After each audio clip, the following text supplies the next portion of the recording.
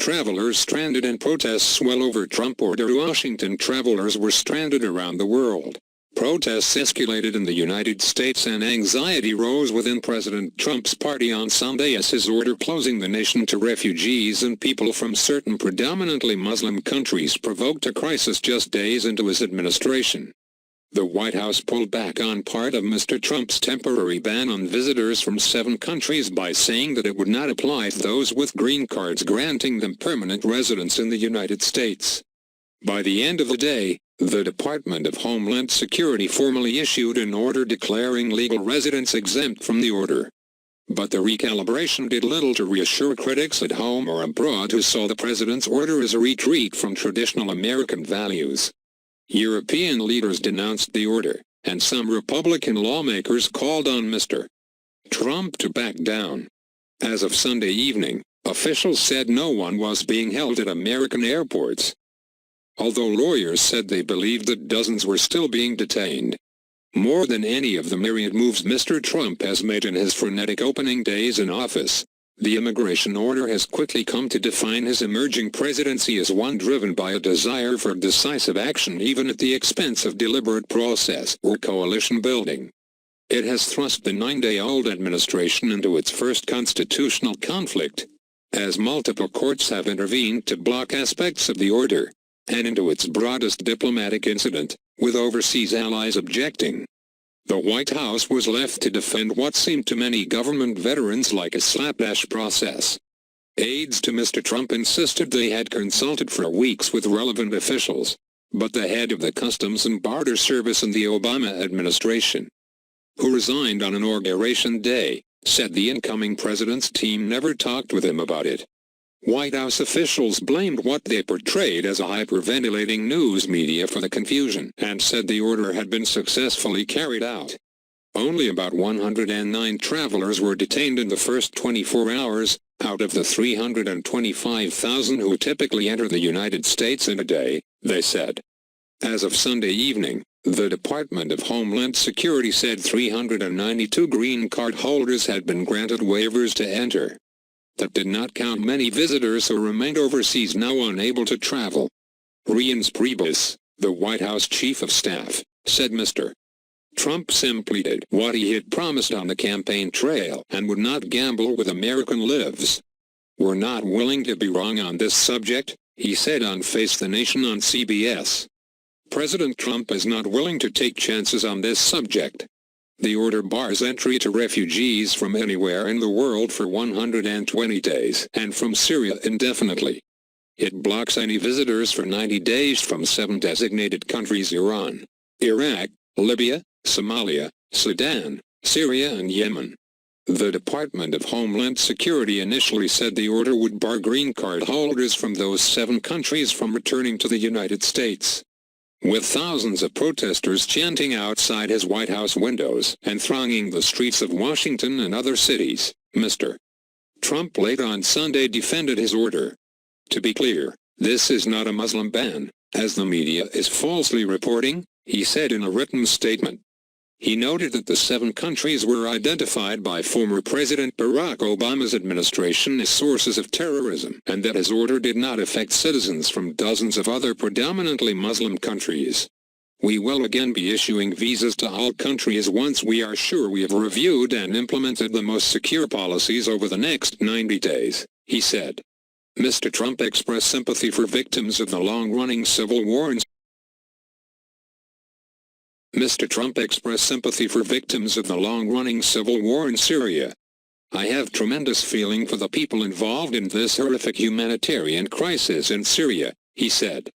"My first priority will always be to protect and serve our country, but as president, I will find ways to help all those who are suffering."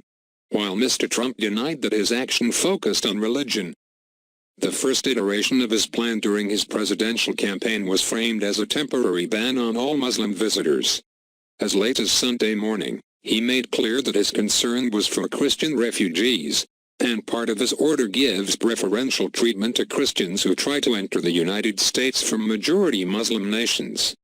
In a Twitter post on Sunday morning, Mr. Trump deplored the killing of Christians in the Middle East without noting the killings of Muslims, who have been killed in vastly greater numbers in Iraq, Syria and elsewhere.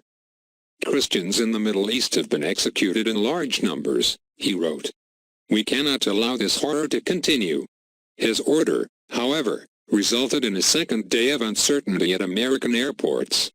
The American Civil Liberties Union said it was investigating reports that officials were not complying with court orders in New York, Boston, Seattle, Los Angeles and Chicago. New York's Attorney General sent a letter to federal authorities demanding a list of all individuals detained at Kennedy International Airport.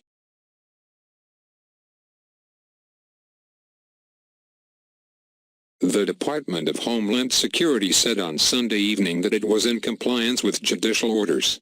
Still, at Dulles International Airport outside Washington, even the arrival of 4 Democratic members of Congress did not prompt customs officers to acknowledge whether they were holding anyone or provide lawyers access to anyone detained. Lawmakers arrived after 3 p.m. and were rebuffed by police officers when they tried to enter the Customs and Border Protection offices at the airport. Representative Jerry Connolly, Democrat of Virginia, said he was told to call the main office of the agency in Washington. His staff got a legislative liaison from the Customs Service on the phone, and they said we'll put you in touch with the Deputy Commissioner, Mr. Connolly said. I said that's not acceptable, he continued. We want to talk to the person in charge of operations at Dulles Airport. That's where the problem is, and that's where the federal judicial ruling is applicable. The clash over the order provoked emotional responses. In Dallas, Mayor Mike Rawlings personally offered regrets to 4 released detainees at Dallas-Fort Worth Airport. We have wished them welcome, and we have apologized from the depths of our heart, he said. Chelsea Clinton joined a protest in New York. Prime Minister Theresa May of Britain, who met with Mr. Trump in Washington on Friday and has sought to forge a friendship with him, initially declined to comment on the policy on Saturday when pressed by reporters during a stop in Turkey. But under pressure from opposition politicians, her spokesman later said the British government did not agree with this kind of approach.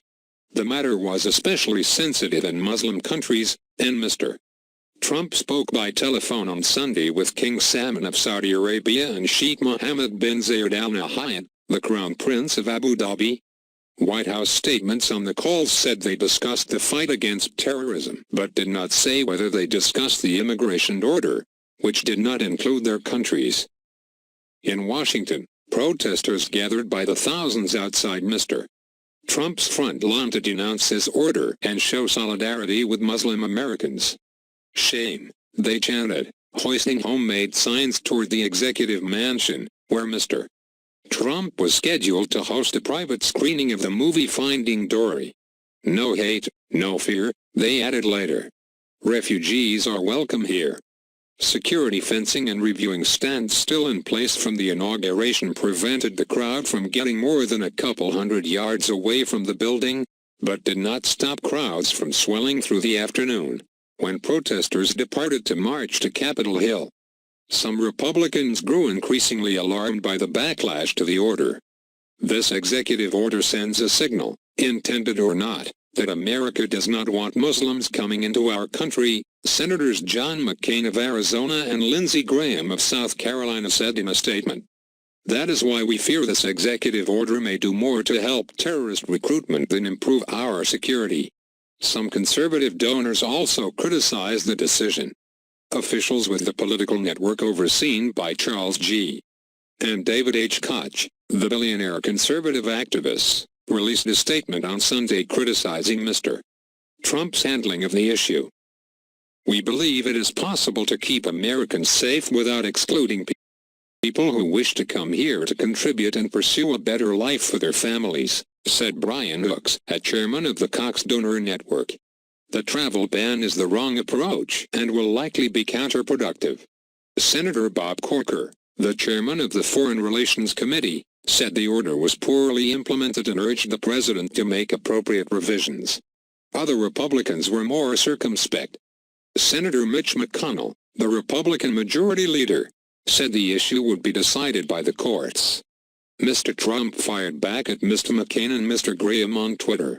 They're sadly weak on immigration, he wrote. Senators should focus their energies on ISIS, Mr. Trump fired back at Mr. McCain and Mr. Graham on Twitter. They're sadly weak on immigration, he wrote.